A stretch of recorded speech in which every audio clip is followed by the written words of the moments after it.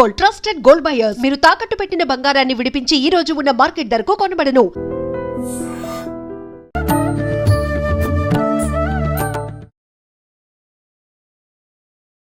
నమస్కారం, welcome to I dream. ధర్మ మార్గం విత్ విజిత కార్యక్రమానికి స్వాగతం. ప్రస్తుతం మనతో పాటు ఉన్నారు ప్రముఖ జ్యోతిష పండితులు, ఆధ్యాత్మికవేత్త వీరాపురపు సుబ్రహ్మణ్య స్వామి గారు. ఇప్పుడు వారితో మాట్లాడి మరిన్ని విషయాలు వివరంగా తెలుసుకుందాం. నమస్కారం అండి. శుభాశీస్సులండి. శ్రావణ మాసం రాబోతోంది. అంటే మనకి శ్రావణ మాసం అంతా కూడా ఆధ్యాత్మిక భావనలతో నిండిపోయే ఒక మాసంగా మనం చెప్పుకుంటూ ఉంటాం. ఆడవాళ్ళంతా చాలా చక్కగా ప్రతి నిత్యం కూడా దీపారాధనలు అని రకరకాల వ్రతాలు, నోములు ఇలాంటివన్నీ ఆచరిస్తూ ఉండే మాసం ఈ మాసం. మరి ఇంత విశేషమైన మాసం వచ్చింది అని అంటే దానికన్నా ముందర మనం చేసుకోవాల్సిన కొన్ని పనులు, కొన్ని నియమాలు ఇలాంటివన్నీ కూడా ఉంటాయి కదండి. మరి శ్రావణ మాసం రావడానికి ముందర అంటే అమావాస్య ముందు రోజు శుభ్రం చేసుకోవడానికి కుదరదు. ఇవన్నీ మనం ఇంట్లో వస్తువులు కానివ్వండి, ఇల్లు కానివ్వండి, పూజా మందిరం కానివ్వండి, ఎప్పుడు శుభ్రం చేసుకుంటే బాగుంటుంది అంటారు? మనకు గురువారం ఏమో అమావాస్య వచ్చింది, శుక్రవారం నుంచి స్టార్ట్ అవుతుంది శ్రావణ శుక్రవారం. అవునండి, మొదటి శుక్రవారము నిజంగా మంచి శుభారంభం అనుకోవచ్చు కదా. శుభారంభం. శ్రావణ శుక్రవారం అనేది మొదట ప్రారంభం అవుతుంది. అయితే అమావాస్యలో మీరు అన్నట్టుగా ముందు మనము ఏదైనా సరే వ్రతం కానీ నోములు కానీ ఏదైనా చేసే ముందు అంటే ప్రతిరోజు ప్రతినిత్యం మనం ఎట్లా స్నానం ఆచరిస్తామో అదేవిధంగా మన ఇంటిని కూడా ముందుగా శుభ్రపరచుకోవాలి అంటే ముఖ్యంగా చెప్పాలంటే మనము ఇంటిని శుభ్రపరిచేటప్పుడు నీళ్ళల్లో పసుపు వేసి ఇల్లంతా కూడా శుభ్రపరచుకుంటే ఆ పసుపుతో మన కొంచెం ఒక బకెట్ నీళ్ళు, అందులో చిటికెడు పసుపు వేసి ఇల్లునంతా కూడా శుభ్రం చేసుకున్నామంటే దానివల్ల ఏమవుతుందంటే పాజిటివ్ ఎనర్జీ ఏర్పడుతుంది ఇంట్లో ఎటువంటి నెగటివ్ ఉన్నా కూడా, ఎటువంటి దోషాలు ఉన్నా కూడా వైదొలిగిపోతాయి చక్కగా. ఆ పసుపు అనేది యాంటీబయాటిక్, సైంటిఫిక్గా కూడా మనకు ఆధ్యాత్మికంగా కూడా అది శుభ పరిణామం, సూచకం కూడా. అలాగే మనము ముఖ్యమైన విషయాలలో మనము ఇల్లునంతా కూడా శుభ్రపరచుకోవడం, పసుపుతో శుభ్రపరచుకున్నట్టు అయితే మనకు గురుబలం కలుగుతుంది. ఆ ఇంటికి వాస్తు శాస్త్ర ప్రకారంగా స్థానబలం కలుగుతుంది. అంటే ఏమన్నా వాస్తు దోషాలు ఉన్నా కూడా అవన్నీ బ్యాలెన్స్ అవుతాయి. Okay okay.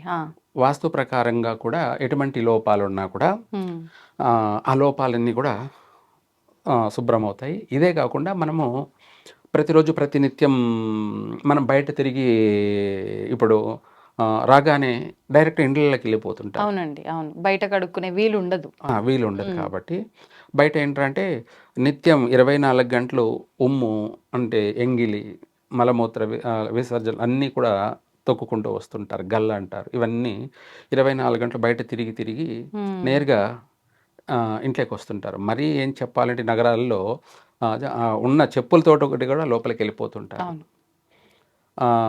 ఎక్కడ బయట ఉన్నటువంటి ఆ నెగిటివ్ అంతా కూడా మనం నిత్యం ఇంట్లోకి తీసుకొస్తూ ఉన్నాం ప్రతిరోజు కూడా. దానివల్ల ఏమవుతుందంటే ఇంట్లో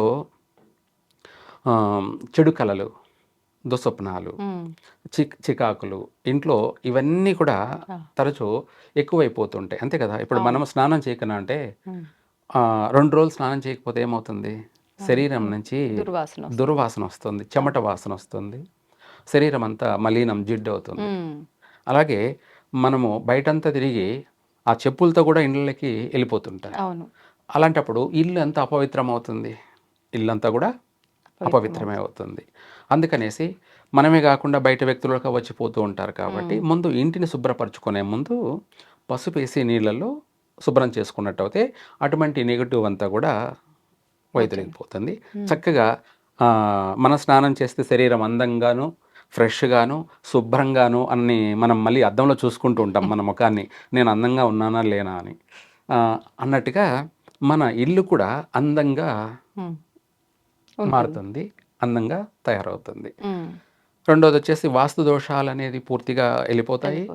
అందులో మన ఇంట్లో కూడా ఎటువంటి దుమ్ము, ధూళి అంటే ఆత్మదోషాలు అంటారు కూడా, ఇటువంటివన్నీ కూడా వైదొలిగిపోతాయి. ఇల్లు చాలా శుభ్రంగా అవుతుంది, ఫ్రెష్ అవుతుంది. ఆ ఇంట్లో మనకు మనశ్శాంతి కలుగుతుంది.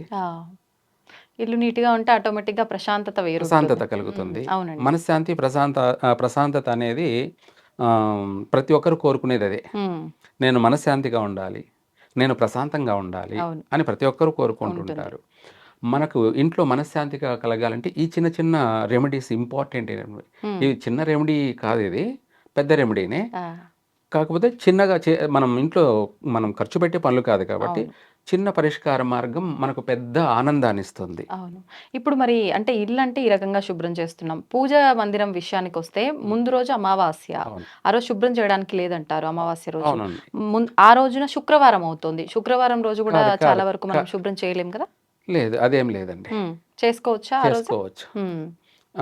మీరు అడిగిన ప్రశ్న చాలా మంచిదే. ఎందుకంటే అమావాస్య నెగిటివ్ అనేది ప్రపంచం అంతా ఉంది కాబట్టి ఆ గడిలో చేసుకోకూడదు. ఆహా. అమావాస్య అయిపోయిన తర్వాతనే మళ్ళీ శుభ్రం చేసుకోవాలి.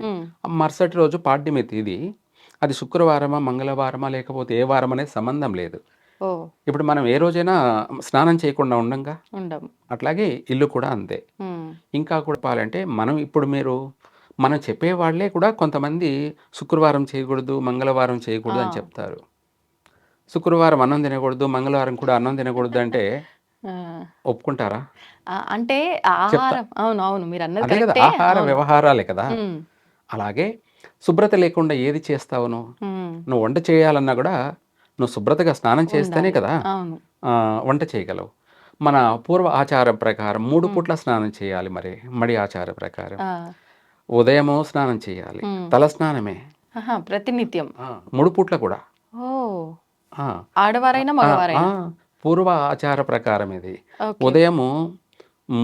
ఉదయం మనము సూర్యోదయానికి ముందే తల స్నానం చేస్తారు. ఉమ్, చేసిన తర్వాతనే ఏదైనా వంట వార్పు చేయడం, ఇల్లు శుభ్రపరచుకోవడం కానీ ఏదైనా చేస్తారు. ఓకే. తర్వాత మళ్ళీ మధ్యాహ్నం మడితోనే ఉమ్, వంట చేయాలి. అప్పుడు కూడా స్నానం చేసే వంట చేస్తారు 2 పూటల. ఆహా. సాయంత్రం మళ్ళీ సూర్య అస్తమయం కాకతలకే మళ్ళీ స్నానం చేయాలి. అది ఏ వారం సంబంధం లేదే. ఉమ్, 3 పూట్ల స్నానం ఆచరిస్తేనే వాళ్ళు పూజకి అర్హులు, ఉమ్, వంట చేయడానికి కూడా అర్హులు. ఎందుకంటే వాళ్ళ శరీరం అంతా కూడా శుభ్రంగా ఉంటుంది కాబట్టి, మలినం ఉండదు కాబట్టి ఉమ్, వాళ్ళు చేసిన వంటని దేవుడికి నైవేద్యంగా కూడా సమర్పిస్తారు. Okay okay. ముందుగా వాళ్ళు అవును. చేసిన వంట శుభ్రంగా ఆ, ఆల్రెడీ శుద్ధి అయిపోయి వండుతారు ఉంటారు కాబట్టి కాబట్టి నివేదన చేస్తారు. వాళ్ళు చేసే వంట కూడా భగవంతుడికి దేవునికి నివేదన సమర్పిస్తారు. ఉమ్, మనకు ఉదయము మధ్యాహ్నం కూడాను, ఆ, సాయంత్రం అంటే అది వాళ్ళ ఇది. అవును. సూర్య అస్తమయం కాకతలకే తలస్నానం చేయాలి. ఉమ్, ఉమ్, ఉమ్, ఆ తలస్నానం చేయకుండా ఉంటే మనకు శరీరం నుంచి చెమట జిడ్డు అంతా వస్తూ ఉంటుంది. మనం పైకి మాత్రమే స్నానం చేస్తాము, తలకు చేయము. తలలోంచి వచ్చినటువంటి ఆ చెమట, ఆ జిడ్డు, ఆ దుర్వాసన పూజకి పనికిరాని పువ్వులాగా, ఉమ్, ఉమ్, ఉమ్. పూజకి పనికిరాని పువ్వు. పువ్వు అన్నమాట. ఉమ్. అలా అర్ధ స్నానంతో పూజకి పనికిరారు. కానీ అంటే కొన్ని సందర్భాల్లో కొంతమంది చెప్తూ ఉంటారు కదా, నిత్యం ఆడవాళ్ళకి తలస్నానం పనికిరాదు అని అవన్నీ చెప్పి. మనం ఎవరికి తోచింది వాళ్ళు చెప్పుకోవడం. ఉమ్, ఎవరికి తోచింది వాళ్ళు చెప్పటం. అంటే ఎవరికి అర్థమైంది వాళ్ళు చెప్పుకోవడము, ఎవరికి తోచింది వాళ్ళకి చెప్పడము. ఉమ్, లేదంటే మనం ఏదో ఒకటి చెప్పాలి కాబట్టి, మీరు అడిగారు నేను ఏదో ఒకటి చెప్పాలి కాబట్టి చెప్పడము. ఉమ్, లేదు తలస్నానం ఆచరిస్తే సిరి సంపదలు పోతాయి అని అంటే, ఆ, పూజకే పనికిరాని పువ్వుని మనం ఏమనాలి మరి? ఉమ్, ఎలా సిరి సంపదలు పోతాయి? అదే కదా. సంబంధం లేదు.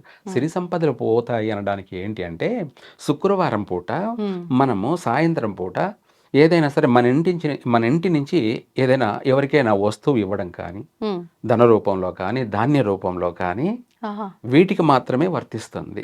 ఓకే. స్నానానికి పూజకి సంబంధం లేదు. అది నిత్య కృత్య కర్మలు. ఓ, ఎవరికైనా సరే, చెప్పే వాళ్ళకైనా, ఉమ్, చెప్పని వాళ్ళకైనా, చూసే వాళ్ళకైనా, ఆచరించే వాళ్ళకి. ఆచరించే వాళ్ళకైనా, ఎవరికైనా కూడా అది పవిత్రం. ఉమ్, అది ముందు మనం శుభ్రంగా ఉండడం, తర్వాత ప్రతిదీ కూడా శుభ్రంగా చేయడం, అందంగాను తీర్చుకోవడం, అంతవరకే. మనం శుక్రవారం కానీ మంగళవారం కానీ సాయంత్రం సమయంలో ఎవరికైనా మనము అప్పుగా ఇవ్వడం కానీ, మన ఇంటి నుంచి వస్తువు ఏదైనా బయటికి పంపించడం కానీ, ఓకే. లేదంటే మన ఇంటి ఆడపిల్లను సాయంత్రం శుక్రవారం పూట కావచ్చు, లేదంటే మంగళవారం కావచ్చు, అత్తగారింటికి పంపించడం కానీ, ఉహు. లేదంటే ఎక్కడికైనా దూరాభారం అంటే పంపించడం కొత్తగా కానీ. పెళ్ళైన వాళ్ళ ఎవరైనా లేదు సరే? లేదు, కొత్తగా పెళ్ళైన వాళ్ళు కాదు, అందరూ. పెళ్లి కాని వాళ్ళు కూడా.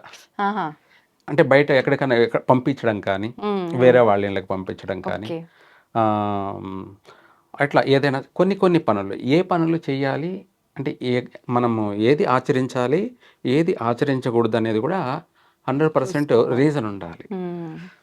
శుక్రవారం స్నానం చేయకూడదు అని అంటే మామూలుగా అసలు తల స్నానం చేయకూడదు అనే వాళ్ళు ఉన్నారనమాట. ఉన్నారు. స్నానం చేయకపోతే పూజకి ఎలా పనికొస్తారు? అంటే ప్రత్యేకమైన రోజులలో ఖచ్చితంగా తలస్నానం చేయాల్సిందే. తిథులు, వారాలు ఇవన్నిటితో మామూలుగా అయితే సంబంధం లేదు. యాక్చువల్గా అయితే నిత్యం చేయాల్సిందే తలస్నానం కూడా అందరూ కూడా. ఓకే. ఇప్పుడు ఉన్నటువంటి బిజీ ఇదిని బట్టి ఇప్పుడు వాళ్ళ వృత్తి ప్రకారంగా ఎవరి పనులు వాళ్ళు బిజీ. రెండోది రోజు రోజుకి లైఫ్ చేంజ్ అనేది మారిపోతూ ఉంటుంది. అవును. మనము కొత్త ఒక వింత, పాత ఒక రోత అన్నట్టుగా. ఇప్పుడు ఇంకా చెప్పాలి అంటే స్నానమే చేయకుండా సెంటు కొట్టేసుకొని, ఎందుకంటే మన శరీరం నుంచి ఒక పూల వాసన వస్తే చాలు అన్నట్టుగా సెంటు కొట్టేసుకొని పనులు చేసుకోవడమే. ఇలా మారిపోయింది కాలం. అంటే పరిస్థితులకు తగ్గట్టుగా వెళ్తున్నారు. మారిపోయింది. అది 100% కరెక్ట్ కాదు. ప్రకృతి ప్రకారంగా మనము ముందు పవిత్రంగా ఉన్నామా లేదా, అంటే మనం శుభ్రంగా ఉన్నామా లేదా. మనం ఎప్పుడైతే పవిత్రంగాను శుభ్రంగా ఉంటామో అప్పుడు అన్నిటికీ అర్హులం. అంతే. పూజ చేయడానికి కానీ, వంట చేయడానికి కానీ, అన్నిటికీ కూడా 100% ప్రతిదీ కూడా శుభ్రతే. ఇంకా చెప్పాలి అంటే మీరు ఇందాక అడిగారు కాబట్టి ఒక మాట చెప్తాను. తలస్నానం అన్నాం కదా, తలస్నానం చేయకుండా ఉంటే మన శిరస్సులో తలలో సూక్ష్మ క్రిములు ఉంటాయి, వెంట్రుకల్లో ఉండిపోతాయి. అయితే ఇది ఏమిటి అని మీరు అడగచ్చు. ఇప్పుడు కోవిడ్ అనేది ఉండింది కదా, మనకు అవి సూక్ష్మ క్రిములు ముక్కల్లోకి వెళ్ళిపోతాయని చెప్పేసి దానివల్ల కోవిడ్ వస్తుంది అని చెప్పారు. దీని గురించి కామెంట్ కూడా వస్తాయి చెప్తే. ఎలా అంటే ముక్కల్లో మనకు వెంట్రుకలు ఉంటాయి, ఆ వెంట్రుకలు శుభ్రంగా పీకేసుకుంటుంటారు. అర్థమైందా? ముక్కల్లో వెంట్రుకల్ని పీకేసుకుంటారు. దానివల్లనే కోవిడ్ వచ్చే అవకాశం ఉంది.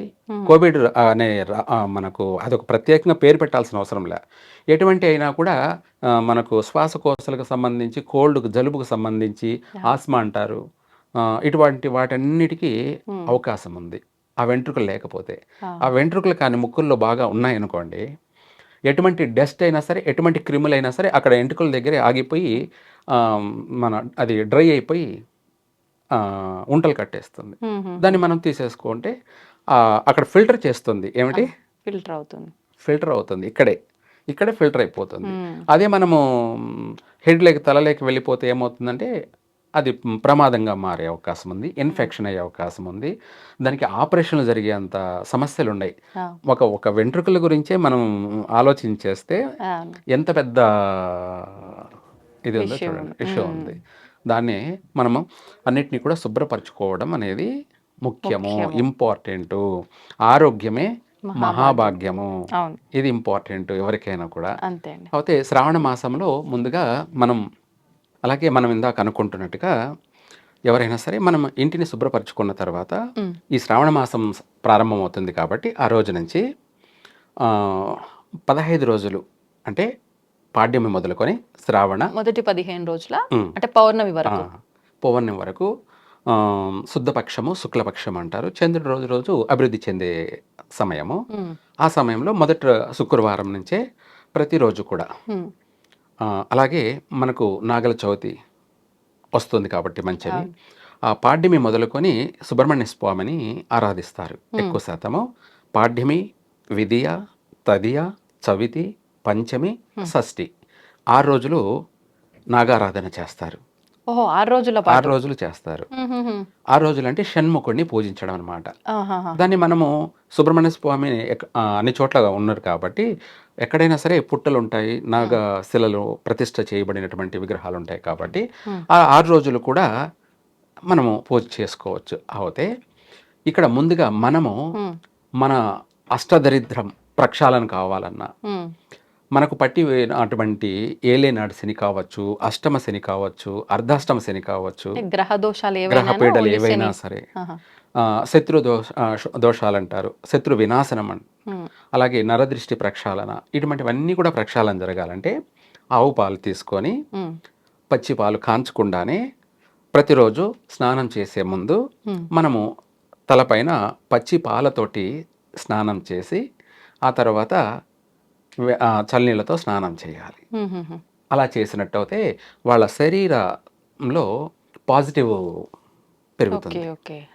అంటే గ్రహపీడలన్నీ కూడా వైదొలిగిపోతాయి, నరదృష్టి కూడా వైదొలిగిపోతుంది. చక్కగా వాళ్ళు వాళ్ళ యొక్క పవిత్రులు అవుతారు. వాళ్ళ జన్మత అంటే మనకు పైన శరీరం మాత్రమే శుభ్రం కావడం కాదు, తలరాత కూడా ప్రక్షాళన జరుగుతుంది. విధి రాత ప్రక్షాళన జరుగుతుంది. అలా చేశారంటే పూర్తిగా వాళ్ళు 100% పవిత్రులు అవుతారు. ఎందుకంటే దానికి ముందు సాధారణ వీళ్ళందరూ ప్రతిరోజు మాంసాహారాలు అవి ఇవి చేసుకొని తినవాళ్లే కాబట్టి ప్రతిరోజు కూడా దాని నుంచి కూడా వాళ్ళు ఆ యొక్క మైల నుంచి కూడా బయటపడతారు.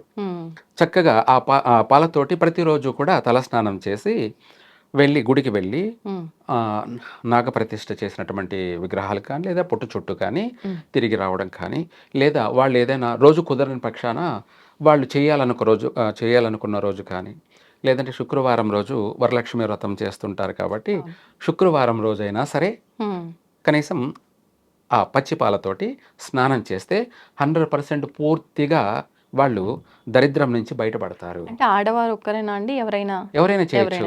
చిన్నపిల్లలైనా చేయొచ్చు, మగవాళ్ళు చేయొచ్చు, ఆడవాళ్ళు చేయొచ్చు. తప్పకుండా ఎక్కువ శాతం ఏంటంటే నోములు వ్రతాలు అంటే ముఖ్యంగా చెప్పాలంటే స్త్రీలు 100% వాళ్ళు భక్తి ప్రపత్తులతోటి వాళ్ళు చేసే పూజల వల్ల వాళ్ళు చేసే అటువంటి క్రియా విధానాలు, వాళ్ళ నిష్టలు, వాళ్ళ ఉపవాసాల వల్ల కుటుంబం అంతా కూడా అభివృద్ధి చెందుతుంది. వాళ్ళ చేసిన పూజా ఫలం అనేది భర్తకి వర్తిస్తుంది, పిల్లలకి భర్తకి వర్తిస్తుంది. కాబట్టి ఇంటి ఇల్లాలనేది ఇంపార్టెంట్గా ఈ పచ్చి పాలు వచ్చేసి ఒక 1/2 లీటర్ అయినా సరే 1/2 లీటర్ అయినా సరే ఎవరెవరు స్తోమతను బట్టి వాళ్ళు తగ్గట్టుగా వాళ్ళు స్నానం ముందుగా పచ్చి పాలను కాంచకుండానే స్నానానికి వెళ్ళినప్పుడు ఆ పచ్చి పాలను తల మీద స్నానం చేసుకొని ఆ నీళ్ళల్లో కూడా కాస్త పసుపు వేసుకొని స్నానం చేస్తే వాళ్ళ అష్టదరిద్రం అంతా కూడా వైదొలిగిపోతుంది. ఏలేనాటి శని కూడా ఉపశమనం కలిగి తీరాల్సిందే. ఏలేనాటి శనితోటి ఎవరైతే బాధపడుతున్నారో, అష్ట కష్టాలు పడుతున్నారో, ఆరోగ్యపరమైనటువంటి సమస్యలతోనూ, ఆర్థికపరమైనటువంటి సమస్యలతోనూ, మానసిక పరమైనటువంటి రోగాలతోనూ ఎవరైతే బాధపడుతున్నారో అవన్నీ కూడా తొలగిపోతాయి. చక్కగా 3 పూలు 6 కాయల వాళ్ళ కుటుంబ జీవితము అభివృద్ధి చెందుతుంది. ఇది ప్రతి ఒక్కరు చేస్తే తప్పకుండా బాగా కలిసి వస్తుంది. అంటే ఇల్లు శుభ్రం చేసుకోవడంతో పాటు మనకున్న ఇబ్బందులు తొలగిపోవాలంటే ఇలాంటి విధానాన్ని ఆచరిస్తే బాగుంటుంది, ప్రత్యేకించి శ్రావణ మాస ప్రారంభంలో. ధన్యవాదాలండి. సర్వే జన సుఖినో భవంతు. తవ్వుతూనే శివలింగం సరే దాన్ని అట్లా కప్పేసేయండి, చూపించదండి. మూర్తి పూజ కాదు, సాక్షాత్ బ్రజేంద్ర నందన భగవాన్ ఉన్నారు మూర్తిలో. ఏమీ ఆశించకుండా ఆరాధించే వాళ్ళు కూడా ఉన్నారా ప్రభుజీ? నిజమైన భక్తి అంటే మనకు తెలియదు కాబట్టి